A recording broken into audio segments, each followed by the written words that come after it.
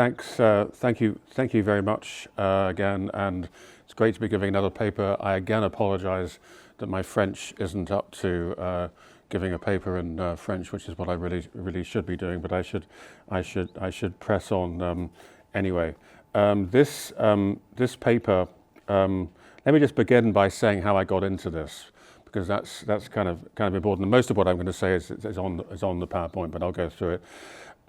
So my interest in this really goes back to the book you see on the right-hand side there, which came out in 2020, rapidly finished during lockdown actually, this book was really about. I was fascinated by Hittite texts from the late Bronze Age, which is 1400, 1200 BC, which contain incredibly rich material about religion, actually.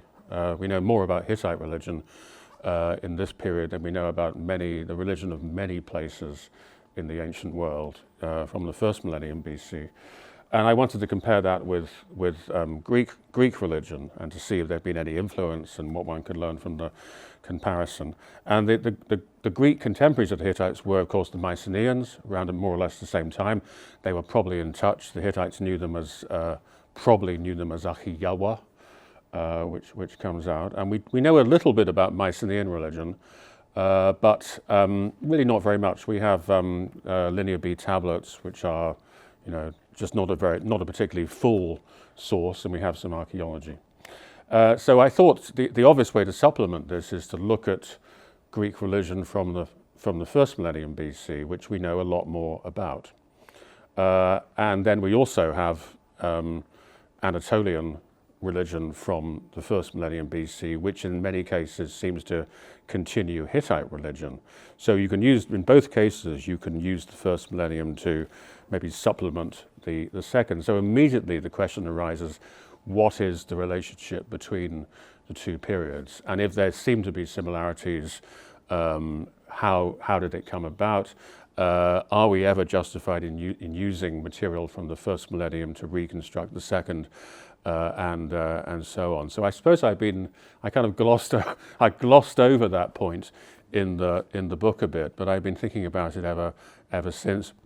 And in particular, about 18 months ago, I was asked to give a paper at a conference on the Dark Ages in Athens, and that's really where I kind of tried to start thinking about these things. And I found that my interest in this kind of blended in very, very much with another interest which I've had for a long time, which is religious networks in the ancient world. I wrote a book about that, which just came out about a decade ago, but it's something which I think the paper you mentioned actually deals with that as well. It's something which I often go back to. So those are two issues I'm kind of dealing with in the paper today, the Dark Ages and also networks.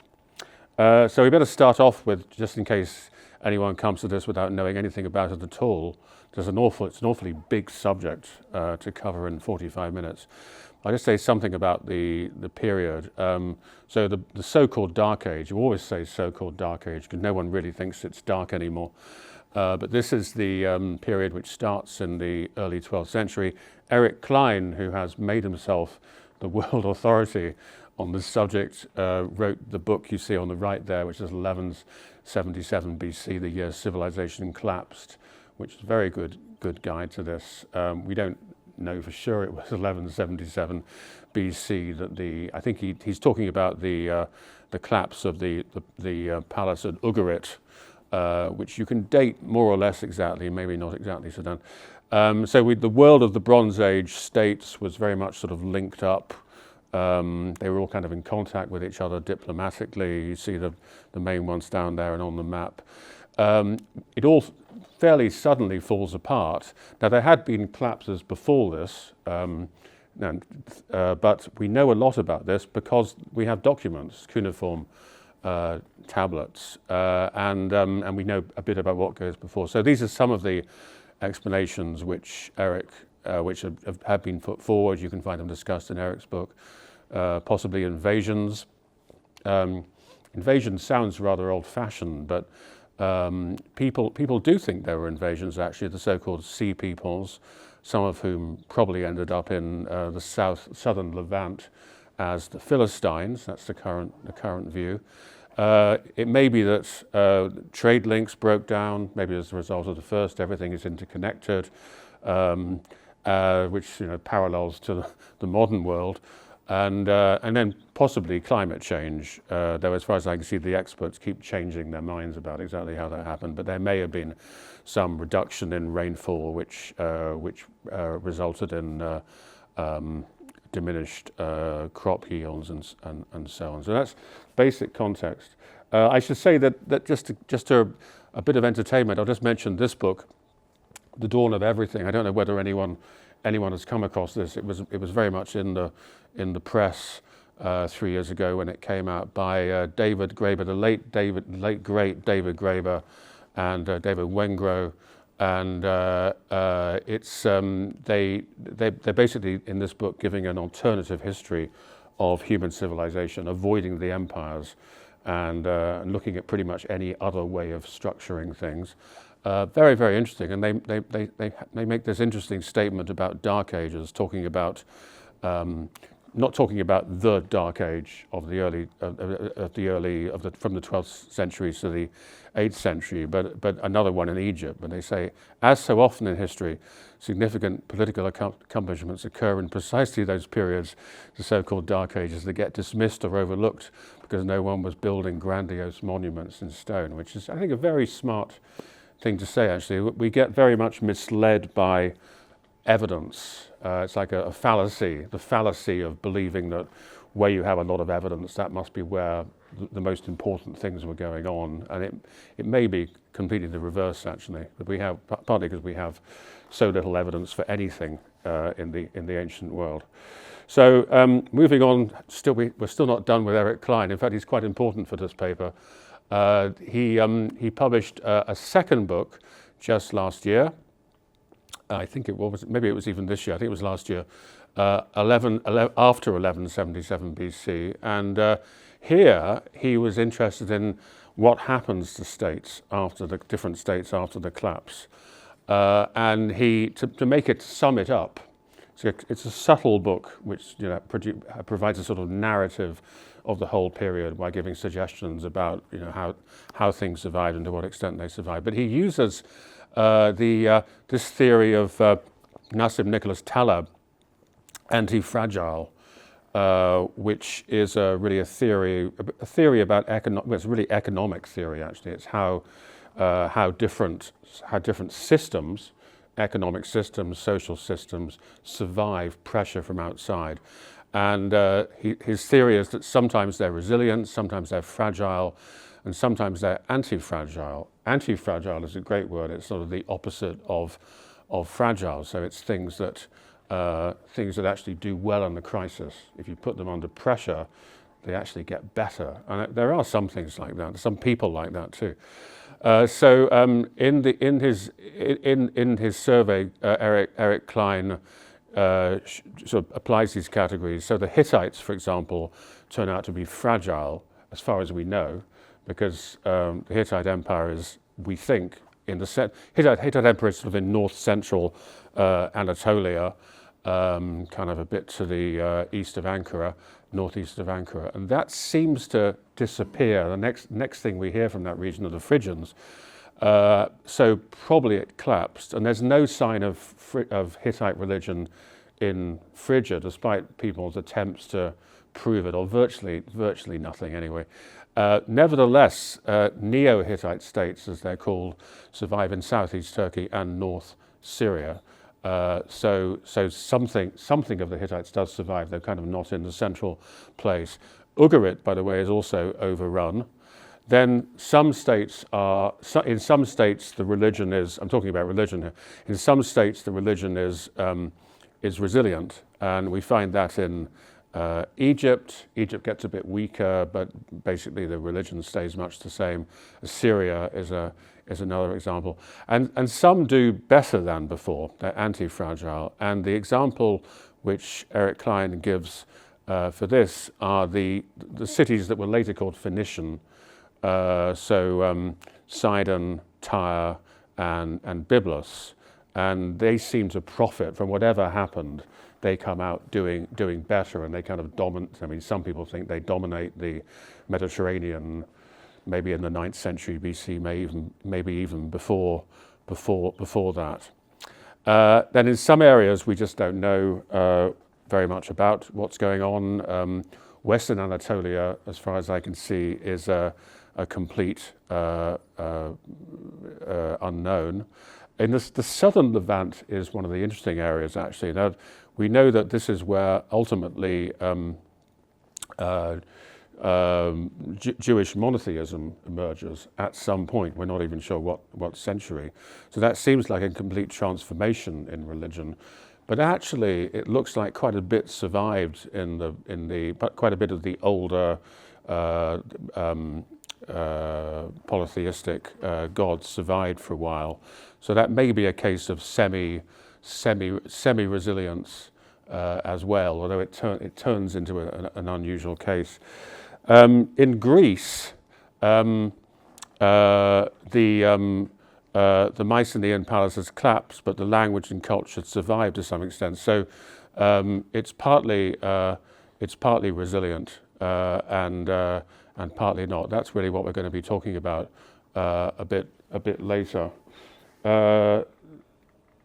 Yeah, and this slide I did a bit more with the religious aspect of this, looking in a little bit more depth of the religious survival, and you can see there that again, going through these areas in Egypt, to a large extent, there's resilience. Phoenician cities are resilient. The religion is resilient as far as we know. Most of the evidence we have are just the names of deities, and you can't infer a great deal perhaps from names, but it tells you something. There's also the well-known succession narrative, which I was actually talking about in my last lecture, which we know from Hesiod, the Theogony. It's the Hittite equivalent is the Kumarbi story. And there's a Phoenician equivalent to that, and that seems to come through as well. So clearly something did survive. The Hittite kingdom, as I said, Hittite religion itself seems to vanish. But then in the southeast of Turkey, we have Hittite and also Luvian theonyms and names of gods that survive quite well, actually. And they survive right down to when the Assyrians, Neo-Assyrian Empire finally takes over in the late 8th century BC. So certainly some continuity there. And as I say, Western Anatolia unknown. In Lycia, the beautiful area of Lycia, we have a few Hittite Luvian theonyms coming through in the first millennium. Lycian is the Lycian language, which is 50% understood now, is a version of the Luvian language from the Bronze Age, actually. So there's bound to be some continuity there. So Turkas, a Lycian deity, is a version of the Hittite god Tarhuna, the storm god. Malia, who was identified with Athena, is also a Bronze Age deity. Lydia, we'd love to know about Lydia, but very, very difficult, almost impossible. We don't know enough about first millennium religion, and we don't know enough about Western Anatolia in the second millennium. Also, it's rather complicated, actually, even though the Hittites were in touch. And the South Levant, as I said, difficult to figure out, but there may be several different things going on. So I wanted to turn to the case of Greece, which I'm going to be talking about mostly. Now some of you may be familiar with this. If you're not, this is not really an adequate introduction, but I'll just mention a few things. The evidence for Mycenaean religion is mostly Linear B tablets, and there's also some archaeology. Linear B tablet transliterated up there that has from Chania, that has mentioned Zeus and also Dionysus and they're getting offerings of honey. There does seem to be some continuity, and the main evidence for that are God's names. I'll show that on the next slide. That there are also some differences. And then we have some religious terms, because the language is Greek, as Michael Ventris showed. So we have basic words like theos, naos, which is inferred. Sometimes people say the Mycenaeans didn't have any concept of a temple, but they actually do seem to have done. And words like hieros, hiereia, sacred, priestess, pasithe oisi, to all the gods, that shows up. So a bit more than that, but those are the basic sort of terms. And then the archaeology suggests that some general forms of ritual survive as well, basic forms of sacrifice. You have to be careful there, because sacrifice exists much the same in all the cultures. It's difficult to really use that as evidence, but there's also some evidence for ritual in the tablets, actually, not as much as we'd like, but there's some which points in that direction. So I would say, on the whole, you have a reasonably impressive set of parallels, considering how many centuries intervene. There's one big difference, which is that the Mycenaean religion is based around the palace. That's where most of our evidence comes from. And in the first millennium, it's all about the city-state. You all know this. It's the polis becomes the dominant form. That note there is just about continuity, because I wanted to say some archaeologists don't like the idea of continuity. They think that it's a foolish thing to sort of pretend that there's complete continuity. But it's worth remembering that continuous can mean two different things. You can either have things staying much the same, or you can have a gradual change, and that's continuous too, actually. Change as the result of continuity. So I think either of those things would actually count as continuity, unless it's a complete transformation, in which case you'll end up with something else. So those are some continuous Greek theonyms. I don't know, some of you may know this and some won't, but Poseidon is one of the most common gods, attested at Pylos, Poseidaon. Zeus also, Dionysus, Ares, Hermes probably. That's just it's Eme in the tablet. Hephaestus from a theophoric anthroponym. Enoalios, who's a war god. Artemis, Hera, and so on. Elethuia. So it's quite an impressive set of parallels. Apollo, famously problematic. We may have his name in a Knossos tablet. The name Paion, occurs in a tablet from Knossos. Strangely enough, the Greeks of the first millennium associated the god Pion with Crete. And there's also a god called Apollonius, who amazingly is attested in a Hittite text that relates to Wilusa in northwest Turkey, which may well be Troy or close to it. And Apollo was the god of Troy in the Iliad. So there's something going on there, but we don't entirely know what. Names of goddesses seem to be formed with the title Potnia, which is also used in Homer. But you have a qualifier preceding it, so Atana Potnia, which looks like it may have something to do with Athena, but we're not quite sure how. Ikeia Potnia, mistress of the horses. Potnia Asiwia from Pylos, which may be mistress of Asia, and Situ Potnia from Mycenae, which may mean mistress of the grain, and that image from the Mycenaean cult center is supposed to be her, the Mycenaean Demeter, possibly. There are also quite a few Mycenaean theonyms that are absent.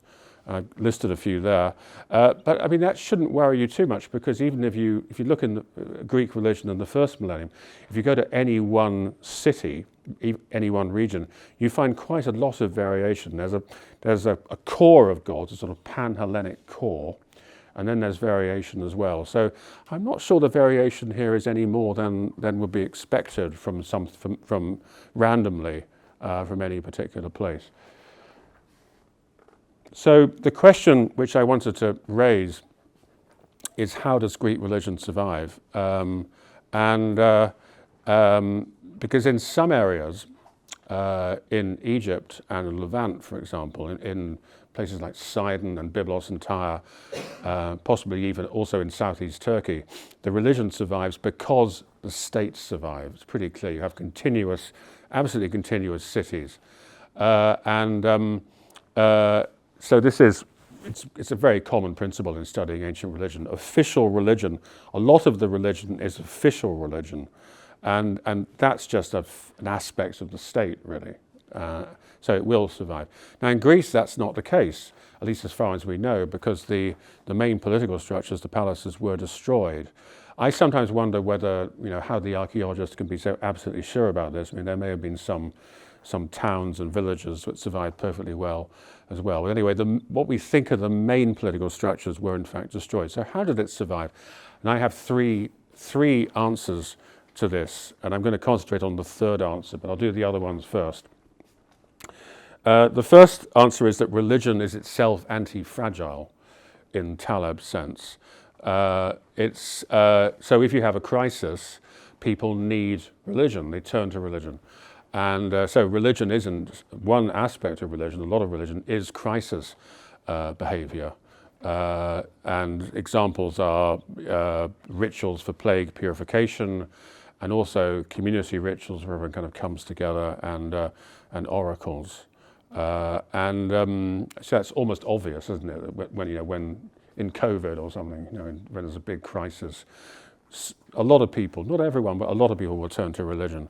And you can connect this with some observations by the great historian of religion, Walter Burkert, who in 1979, in this book, argued that a lot of rituals are what he called action patterns, which you fall back on in a crisis. You kind of know what to do. So one of the ones he talked about was in sacrifice. If you're threatened by, if you're like a Neolithic hunter and you're threatened by actually Paleolithic hunter, and you're threatened by some awful wild animals, you give something up to the animal. And then you run away. So it's like that idea of sacrificing something is a deep-rooted ritual. So that's all I'm going to say about that. But that's a very interesting idea. I wanted to say I'm talking about continuity over the long term, but paradoxically, I think it's also precisely rituals like that tend to get borrowed from other cultures horizontally, because when you're in the crisis, you need whatever you can get. But that's like going off in a different direction, so I will not say any more about that for now. That's the first answer. The second answer is that it's all about society, Mycenaean and post-Mycenaean society, which was much broader than the palaces. And that's been argued recently. Some of the younger generation of Mycenaean specialists and early Greece specialists, archaeologists, Susan Lupak, Alex Nodell, and Matthew Haysom all said something like this. So religion survives among them, and then in the early Iron Age, it's kind of standard doctrine actually that there's Greek society there, but it's kind of fragmented, small communities, houses of local chieftains like at Lefkandi, and religion presumably is based on minimal social units like family or tribe, within this context, it's an oral culture as far as we know. And religious memory has to do with oral traditions, narratives, hymns, micro and local ritual traditions in villages, and so on. I'm repeating families now.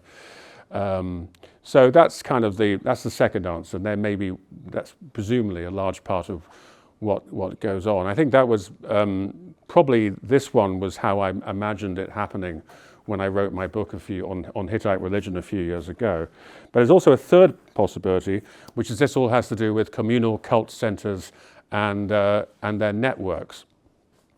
So this is quite a big subject, which hasn't really been dealt with very well in the literature, I think. But in Mycenaean palaces, in Mycenaean Greece rather, the palaces were the center of religious activity. And you can see this, Mycenae itself has a cult center, so-called, and it's been argued that this was there to perform rituals so that people could come from the whole of the Argolid and witness them. But there were also cult centers outside the palaces.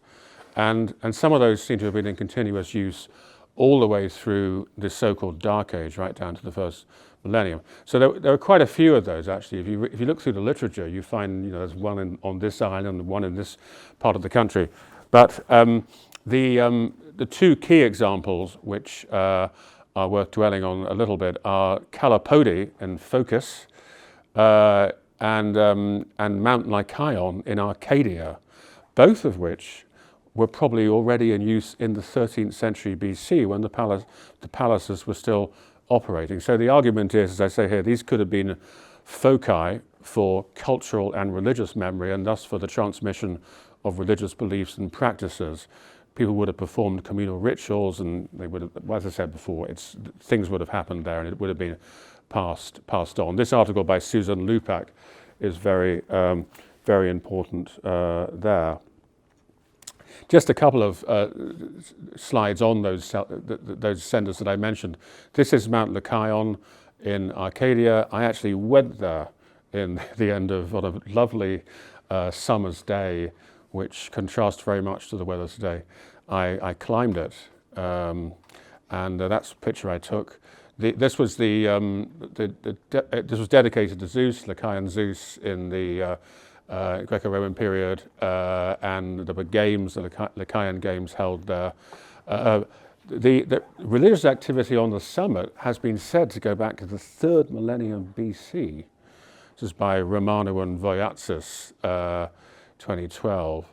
And they've got a very interesting argument recently, which is that what they think is that this was in LH3C, which is the post-Mycenaean period. They think they can show from the pottery that this was visited by people along the Eurotas River. So you actually have a catchment area. And then they think that the altar of Zeus at Olympia was actually modeled on that, and it was transferred to there in the Dark Ages. So Olympia was imitated from Mount Lycaon, which is a really tremendous idea. So that's Mount Lycaon, and the second one is Calipodi, the Calipodi temple in Phocis. You could see it's there. It's quite near Abai, which is later oracle of Apollo, which may be a clue to who was worshipped there in the Bronze Age. We know it was in use in the palace period, the Mycenaean period. May have been. Some people think it may have been under control of Orchomenus in the bottom right there, which was a powerful palace, or at least originally, but we don't know. There are two temples, a southern and later northern one. One may have been Artemis, one Apollo, and there's been a lot of work on this. There's a theory that a so-called this was included in what's called the Euboean koine, which would be a sort of a network, possibly a religious network of people, including Lafcandie and Euboea, stretching right up into the north of the Aegean. So the details are still to be worked out, but whatever the details, very old, continuous, and apparently well connected. There are also some cult centers which can be traced back only to the 12th to 11th century BC. They could be earlier, but we just don't have any evidence. The current authority, very good authority in this, is Birgitta Ada, and I'm referring to her 2019 paper here. Delphi is said to be sub-Mycenaean, and Olympia is 11th century, that sort of border sub-Mycenaean proto-geometric. Although there's the tumulus at Olympia, which is supposed to represent Pelops' Hieron, seems to be much earlier, early Helladic, see Moran's paper. So even of those post-date the palaces, it's easy to see that memories of the Mycenaean period could have been transmitted over a few generations. Ada actually points to these, she's very interested in tripod cauldrons from Olympia, these massive tripods with ring handles, and she points out that they look exactly like Mycenaean ones. So there must be some continuity of ritual memory there. Okay, I wanted to also make this observation that if a lot of religious networks like this are being established after the fall of the palaces, that maybe suggests that once people were released from palace control, they were able to organize themselves in different ways. This goes back to Graeber and Wengrow's point earlier on. The Dark Age is actually a period of great activity. Okay. There also, I didn't want to leave out Crete. I gave a version of this talk maybe about a year ago, and somebody said, "Why didn't you say anything about Crete?" So I thought I would just mention it. There are several open-air sanctuaries on Crete have a similarly long, continuous period of use. Some of them starting as early as the middle Minoan, and you get this a lot of information in this 20-year-old but still immensely useful book by Mika Prent. And the best examples, the ones that seem to have the most continuity, these are the most well-known of these places, but the ones that have the best continuity are the Aegean Cave and Symi, Kato Symi, which is one of the most interesting sites in the whole of the Mediterranean, actually. Amazing place. So, but Crete's really a different story, but we shouldn't ignore it. Now, I talked so far about memory and so on, but religious networks are also resilient in themselves, and this is an important thing. It's the networks come in different shapes. I don't know whether you've ever thought much about networks, but you can have the sort of central. I'm mostly talking about centralized networks where you have one cult center in the middle and then lots of people who come and visit.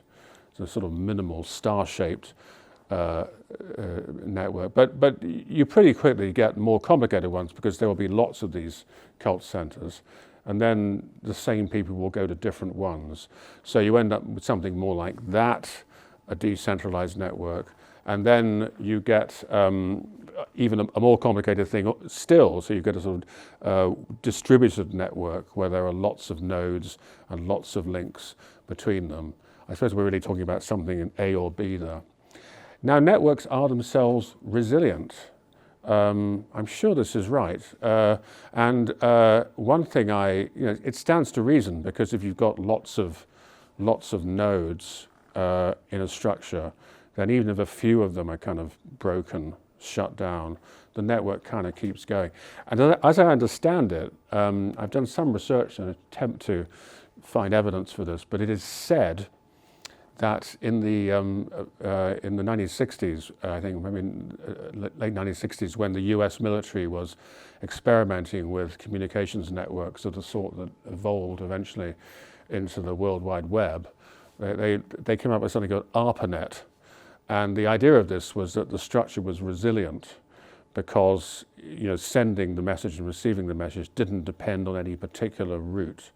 You could kind of go, follow all sorts of the bits of data would follow different routes to get to the same place. So that's one example. I think I would argue that networks are themselves a resilient type of structure. And the other thing is that in sort of like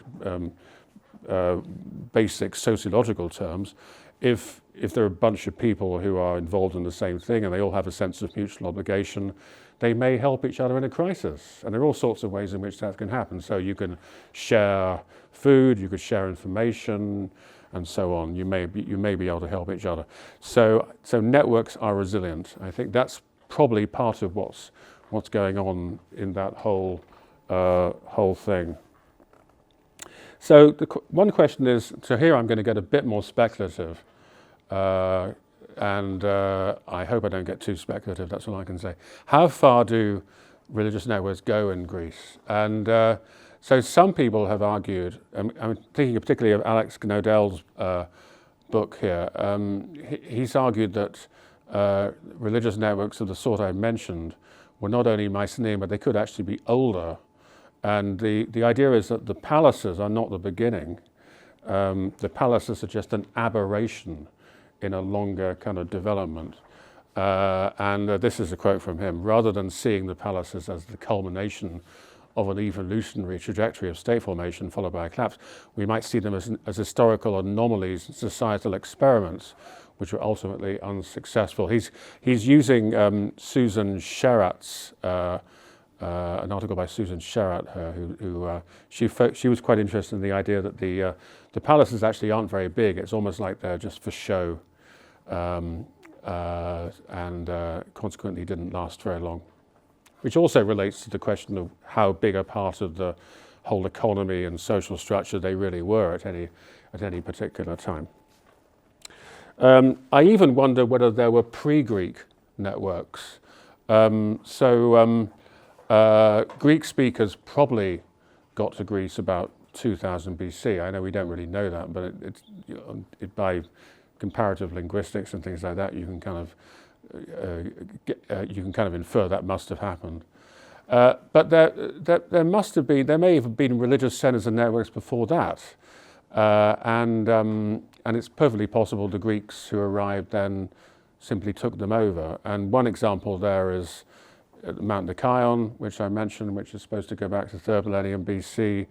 Something similar may have been going on to Olympia, if that's that old as well. But this other example, which I always like to mention, the island of Keros off Naxos, where they found a hoard of broken figurines, and illustrated there.